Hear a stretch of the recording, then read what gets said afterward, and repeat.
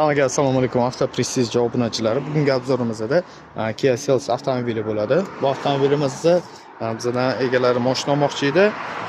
Xo'p, o'zligini avtomobilni sotib olaman deyaptilar. Yaxshi narxda berib yuboraman deyaptilar. 23,5 ming deyapti. Yana kelishtirib beraman deyapti. Men yangi sezonda shinalar taqib qo'yilgan. Endi bunaqa joylarda ozgina mayda chaqa-chuqasi bor. Endi bunaqa katta nima emas. Kuzov nimalarga o'tmagan, suylari butun. Shunday ochib olsangiz mana buni.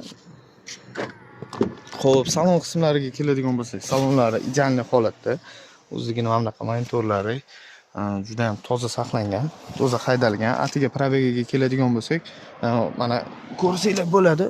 36,703 kilometr yurganlar. Yaxshi narxda beraveraman, srochniy pul kerak bo'lmasa deydi.